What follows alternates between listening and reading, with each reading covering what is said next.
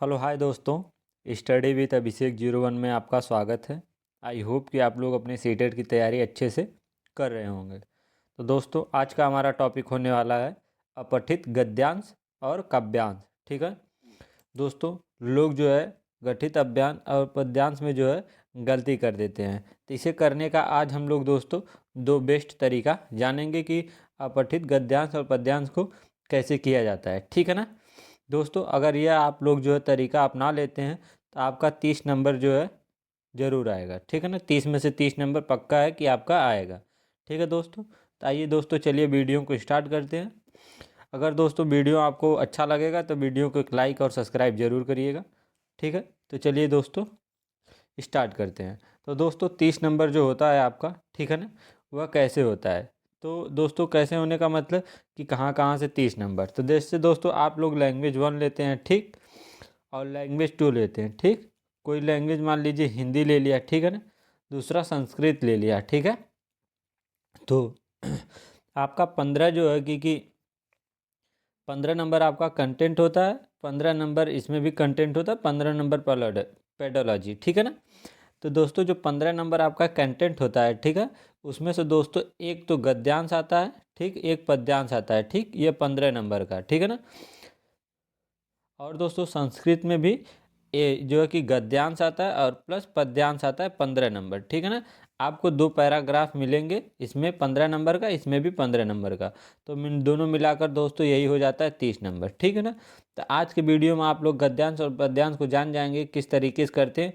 तो यह आपका 30 नंबर जो है आ जाएगा। ठीक है ना, बिना गलत किए। ठीक है दोस्तों, तो दोस्तों गद्यांश और पद्यांश को दो तरीके से हमें करना है। ठीक है ना, कितना, दो तरीके से। पहला है दोस्तों, या तो जो हमारा गद्यांश दिया रहेगा, ठीक है ना, उसको सबसे अच्छे तरीके से क्या करना है, हमको सबसे अच्छे तरीके से एक ही बार क्या कर लेना, पढ़ लेना है। ठीक है ना, उसके बाद हमको क्वेश्चन करना है। पहला तरीका ये।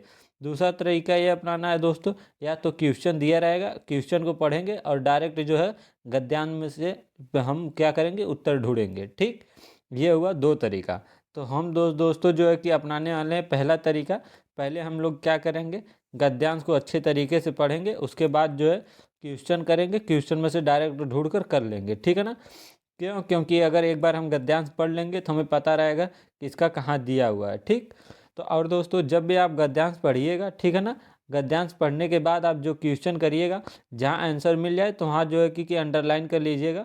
अंडरलाइन कर लेने से यह पता चल जाएगा कि आपका जो है मैं इस लाइन को क्या कर चुका हूँ, पढ़ चुका हूँ। जब आप लोग ऑफलाइन करेंगे, पेपर होगा, ठीक है ना, वहाँ आसानी होगी गद्यांश और पद्यांश को करने का।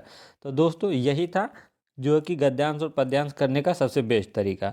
तो चलिए दोस्तों हम जो कि गद्यांश आज पढ़कर और करते हैं। ठीक, तो दोस्तों दिया है हमारा जैसे, ठीक है, कि नीचे दिए गए गद्यांश को पढ़कर पूछे गए प्रश्नों, प्रश्न संख्या 91 से लेकर 99 के सबसे उपयुक्त उत्तर देने वाले विकल्प को चुनिए। ठीक है ना, तो दोस्तों चलिए हम लोग गद्यांश को पढ़ते हैं। ठीक, पहला हमारा जैसे है कि साहित्य सदैव जो है समाज को निरंतरता प्रदान करता है। ठीक है ना, साहित्य क्या करता है, सदैव समाज को क्या करता है, निरंतरता प्रदान करता है। यह साहित्य और समाज का गहरा संबंधी है कि साहित्य में समाज के विश्व विश्व खलित विश्व विश्व खलित होते हुए सिद्धांत होते सिद्धांतों और टूटते बिखरते मूल्यों की चिंता बराबर बनी रहती है। वही साहित्य कालों के बंधन को तोड़कर उसकी सीमाओं से क्या कर कर परे जाकर काल विजयी बन जाता है। ठीक, जिसमें मानवीय सत्य की व्याख्या हो, क्या हो, मानवीय सत्य की व्याख्या हो और संवेदनाओं के सहारे जो है आस्था जगाने का प्रयास हो। समय समय पर साहित्यकारों ने समाज के क्या बदतर होने की स्थिति को पहचाना है। कुछ रचनाकार हमारे साहित्य पटल पर ऐसी गहरी छाप छोड़ जाते हैं, ठीक है, गहरी छाप छोड़ जाते हैं कि जिनकी आवश्यकता हर युग में क्या रहती है, बनी रहती है, जिनके विचार सदैव तरोताज़ा ही रहते हैं और जिनकी रचनाएं समाज को तृप्त करने का दायित्व निभाती चलती हैं। उनका साहित्यकार व्यक्तित्व केवल समस्याओं को नहीं परखता बल्कि, ठीक है, परखता बल्कि मनुष्यता में विश्वास को बचाए रखने की कोशिश करता है। ठीक, तो दोस्तों कुल बात थी साहित्य को लेकर, ठीक है ना। सब कुछ इसमें क्या था, साहित्य पर था, ठीक है ना। साहित्य से सब कुछ था, गद्यांश का कहने का मतलब था। तो दोस्तों जैसे हमारा पहला क्वेश्चन आ जाता है कालजयी, तो कालजयी से क्या तात्पर्य है, तो आप लोग जान सकते हैं कालजयी से क्या तात्पर्य है। हमने देखिए यहाँ पढ़ चुका है कालजयी क्या है। कालजयी कि वही साहित्य कालों के बंधन को तोड़कर उसकी सीमाओं से परे जाकर क्या करता है, कालजयी बन जाता है। अर्थात क्या करता है, बंधन को क्या करता है, तोड़ देता है, तो क्या करता है, कालजयी बन जाता है। ठीक, अर्थात जब तक वह बंधन में बंधा रहता है तो उसको कालजयी नहीं कहते हैं। अगर बंधनों को तोड़कर परे जाकर काम करता है तो कालजयी बन जाता है, ठीक है ना। तो यहाँ अर्थ दिया था आपका कि कालजयी से क्या तात्पर्य है, तो कालजयी से क्या तात्पर्य है कि जो काल विशेष में क्या हो, बंधा हो। ठीक है, क्या हो, जो काल विशेष में बंधा हो वही क्या है, कालजयी से तात्पर्य। अर्थात जो क्या करता है, बंधनों को तोड़ देता है। अर्थात काल विजय वहाँ दिया था काल विजय में क्या हो, बंधा हो बांध और सीमाओं से परे जाकर। अर्थात क्या था, कालजयी से तात्पर्य जो काल विशेष में क्या हो, बंधा हो। ठीक, दूसरा हमारा दोस्तों क्या दिया है कि साहित्यों ने समाज की स्थिति की पहचान करने का प्रयास किया है।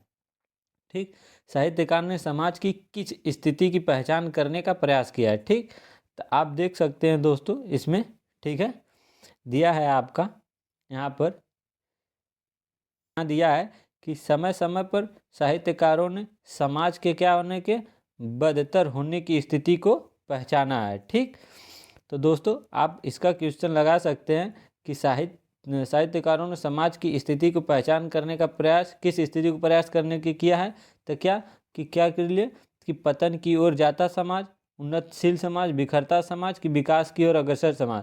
तो क्या पतन की ओर जाता समाज, अर्थात बदतर मतलब बेकार होता हुआ, अर्थात पतन की ओर जाते हुए समाज की क्या है, पहचान की है। ठीक, दूसरा दोस्तों हमारा 93 आता है। ठीक, 3 क्वेश्चन आता है कि समाज को गति कौन प्रदान करता है। ठीक, तो हम क्या पढ़ रहे थे, समाज को कौन गति प्रदान करता है, तो साहित्य। तकनीकी था नहीं दोस्तों, शिक्षा नहीं था, ना ही विज्ञान था, तो हम क्या कर रहे थे, साहित्य पढ़ रहे थे, तो हमारा क्या था, साहित्य हो जाएगा। ठीक, इसी तरह दोस्तों हमारा 94 आ जाता है कि किस तरह के साहित्यकारों की आवश्यकता हर युग में बनी रहती है।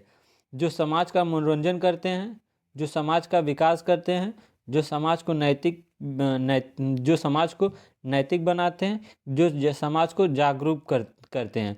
तो हमारा हो जाएगा दोस्तों, जो समाज को क्या करते हैं, जागरूक करते हैं। ऐसे जो है साहित्यकारों की हर जो है कि साहित्यकारों की हर युग में जो है कि साहित्यकारों की आवश्यकता बनी रहती है। देखिए दोस्तों यहाँ दिया हुआ था, इसीलिए कहते हैं कि एक बार अच्छे से आप लोग पढ़ लीजिए, ठीक है ना।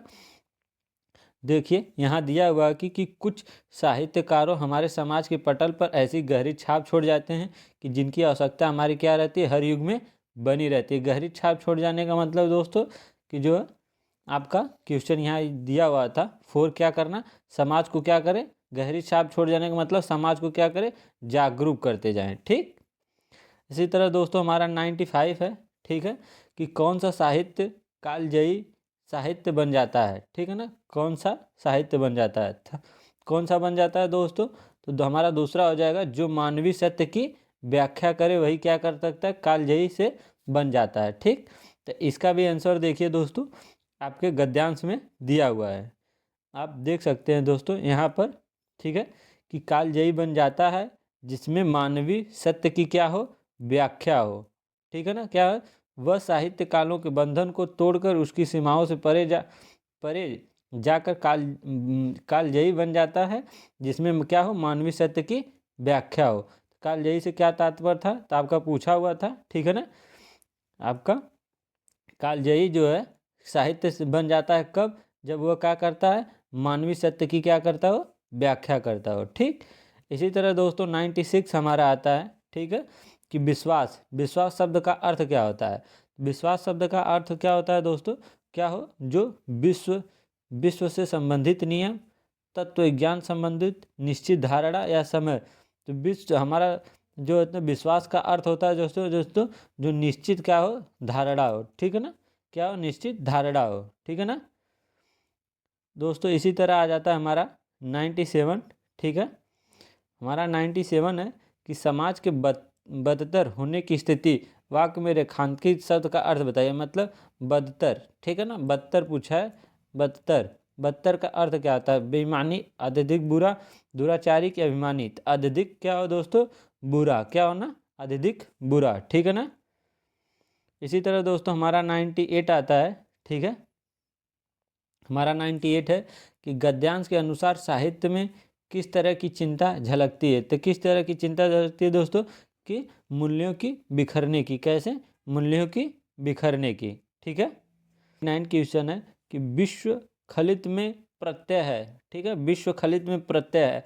तो दोस्तों एक बार हम जो है कि बेसिक ग्रामर का जो है कि आपको क्लास लेकर आएंगे, जिसमें से आपका संधि, ठीक है, आपका संधि होगा, समास होगा, ठीक है, प्रत्यय होगा, उपसर्ग होगा, जो हमारे मेन अलंकार होते हैं, आपको हम बेसिक लगभग 6 से 8 जो है कि चैप्टर एक वीडियो में कवर कर देंगे, ठीक। तो दोस्तों वहाँ से आप लोग कर लीजिएगा, बेसिक ग्रामर हो जाएगा, ठीक है ना। तो विश्व खलित में प्रत्यय है दोस्तों, तो आपका ये हो जाएगा इत प्रत्यय। क्यों? कि देखिए विश्व, ठीक है ना, विश्व खलित, खलित में दोस्तों इत प्रत्यय लगा देंगे तो विश्व खलित हो जाएगा, ठीक। तो इसमें क्या है? इत प्रत्यय है। प्रत्यय का अर्थ हुआ दोस्तों जो लास्ट में जुड़कर क्या करे, किसी शब्द का अर्थ बदल दे, उसे हम प्रत्यय कहते हैं, ठीक। क्या करता है? लास्ट में जो है जुड़ता है, ठीक है ना। ठीक है दोस्तों, आई होप कि हमारी बातों को आप लोग समझ गए होंगे, ठीक। तो यह था दोस्तों हमारा गद्यांश, ठीक है ना। देख सकते हैं कि पहले हमने गद्यांश को पढ़ा, गद्यांश को पढ़कर हम लोग कैसे आंसर लगा रहे थे, ठीक है दोस्तों। इसी तरह दोस्तों हमारा पद्यांश है, ठीक है ना।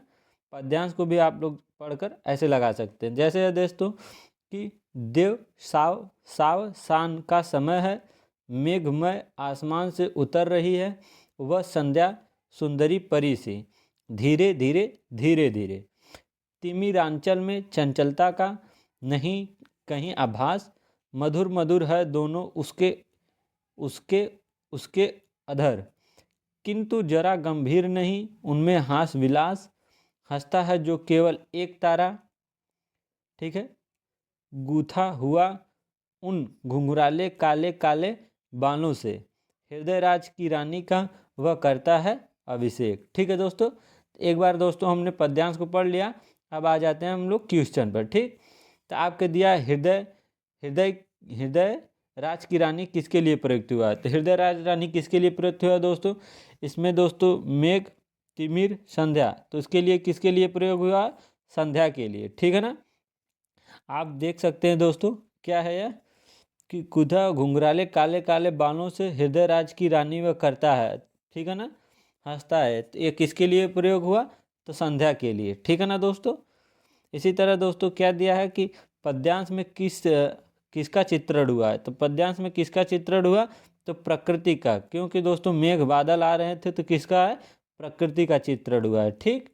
इसी तरह दोस्तों हमारा है पद्यांश में किस अलंकार का अधिक जो है कि प्रयोग या मुखरित है, ठीक है। तो आपका प्रयोग है दोस्तों मानवीकरणी, किसका? नहीं दोस्तों, मानवीकरण का, ठीक है, मानवीकरणी नहीं दोस्तों, मानवीकरण, ठीक है। मानवीकरण का दोस्तों अलंकार का अर्थ होता है क्या करना? निर्जीव चीज को क्या करना? सजीव के रूप में देखना, ठीक है ना। ठीक है, जैसे दोस्तों यहाँ आपके पद्यांश में दिया है, देखिए यहाँ दिया है आपका, कहाँ? हंसता है तो केवल एक तारा। तो देखिए तारा क्या है दोस्तों? एक निर्जीव चीज है, ठीक है, उसको क्या कर रहा है? हंस रहा है, अर्थात सजीव समझ रहा है, ठीक है ना। सजीव को क्या कर रहा है? निर्जीव समझ रहा है, ठीक है। तो इसमें कौन सा अलंकार है? मानवी करड़ी, ठीक है दोस्तों। तो एक दिन हम अलंकार का सारा वीडियो ला देंगे, ठीक है। तो हुआ हमारा दोस्तों कौन सा अलंकार? मानवी करड़ी, ठीक है। इसी तरह दोस्तों हमारा आ गया क्या? देव साव देव साव शान का संधि विच्छेद क्या होगा? देव शान शान का संधि विच्छेद होगा दिवस धन अवसान। दोस्तों ये हमारी कौन सी है? ये हमारा दोस्तों दीर्घ संधि है, ठीक है ना। क्योंकि दोस्तों देख सकते हैं देव साव, फिर दोस्तों क्या है? शान, ठीक है ना। तो आपका हो जाएगा यह दोस्तों टूटकर, इसमें टूटेगा दिवस दोस्तों, ठीक है, दिवस, फिर यहाँ अ बचेगा, फिर दोस्तों हो जाएगा दोस्तों अवसान दोस्तों, ठीक है। क्या हो जाएगा दोस्तों? अवसान, ठीक है ना। तो आपका दोस्तों यह शब्द जो लास्ट का होता है यहाँ या जुड़कर दोस्तों आ हो जाएगा। आ का अंतर दोस्तों आ की मात्रा, तो यहाँ हो जाएगा देवशान, तो यहाँ हो जाएगा आ। दिवसा, ठीक है ना। जब इसका संधि विच्छेद करेंगे तो हो जाएगा दिवस दोस्तों अवसान, ठीक है ना। दोस्तों दिवस है, आ रहा है, यहाँ पर भी देखिए आ रहा है, तो और जुड़कर दोस्तों आ हो जाता है, ठीक, अर्थात आगमंत्रा, ठीक। तो आपका हो जाएगा ये दिवसान, ठीक है ना। ये हमारा संधि विच्छेद हुआ, ठीक। इसी तरह दोस्तों हमारा 4 है कि किसके हंसने की बात की गई है। तो किसके हंसने की बात की गई है दोस्तों? तारा, संध्या, आकाश कि मेघ। किसके हंसने की बात की गई है दोस्तों? तो मेघ के हंसने की बात की गई है। किसके? मेघ नहीं दोस्तों। आपको किसने हंसने की बात की गई है? तो हंसने की बात देख लीजिए दोस्तों, हमारे हिसाब से तारा है। हाँ दोस्तों, हंसता है तो केवल एक तारा। तो किसकी बात की गई है दोस्तों? तारा की बात की गई है, ठीक है दोस्तों। यहाँ आ जाइए, तो हंसने की किसकी बात की गई है? तो तारा की, ठीक। दोस्तों हमारा 5वां आ जाता है, संध्या सुंदरी किस तरह के आकाश से उतर रही है। तो संध्या सुंदरी किस तरह आकाश से उतर रही है दोस्तों?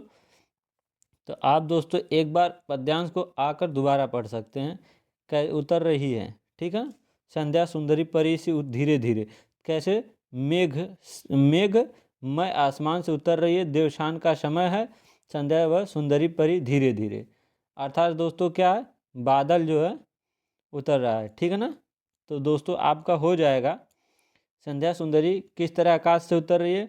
बादलों से भरे आकाश से, चंद्रमा की रोशनी से, तारों भरे आकाश से, सूर्य लालिमा से भरे आकाश से। तो दोस्तों आपका हो जाएगा, आप क्या हो जाएगा दोस्तों? आपका हो जाएगा कि सूर्य लालिमा भरे आकाश से जो है कि क्या कर रही है? उतर रही है। किससे? सूर्य लालिमा भरे आकाश से, ठीक है ना। फिर दोस्तों हमारा आ जाता है 6वां आपका, किसी भी कहानी का समय और स्थान क्या कहलाता है? तो आपका कहलाता है दोस्तों कथनांक या प्लॉट, ठीक है ना दोस्तों। इसका मतलब होता है, ठीक है ना, आपका कथनांक से तात्पर्य किसी कहानी, उपन्यास आदि की कथा योजना से, ठीक है ना। अर्थात इसमें व्याख्या किया गया है दोस्तों, ठीक है।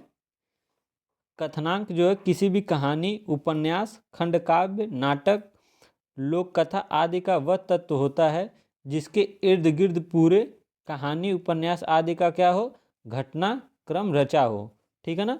अर्थात दोस्तों सरल भाषा में हम कहें, सरल अर्थों में कहें, किसी कहानी, उपन्यास, नाटक आदि के पूरे घटनाक्रम का आधार ही उस कहानी आदि का कथनांक होता है। कथनांक से यह पता चलता है कि उस कहानी का विषय क्या है, वह पानी किस घटनाक्रम पर रखी गई है, ठीक है दोस्तों। आप लोग समझ गए होंगे, कहानी और समय का स्थान क्या कहलाता है? कथनांक। कथनांक का मतलब होता है कि क्या करना दोस्तों, कि यही कि मतलब दोस्तों कि घटनाक्रम का वह, ठीक है, घटनाक्रम का आधार उस कहानी आदि का होता है जिससे पता है कि क्या विषय उसमें दिया गया है, ठीक है दोस्तों।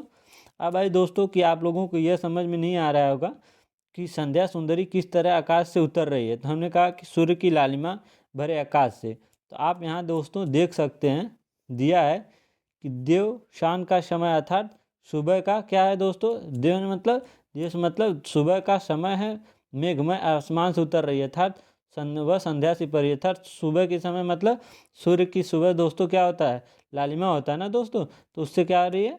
सूर्य की लालिमा से भरे आकाश से क्या आ रही है? उतर रही है, ठीक है दोस्तों। तो यही था दोस्तों आज का हमारा गद्यांश और पद्यांश, ठीक है।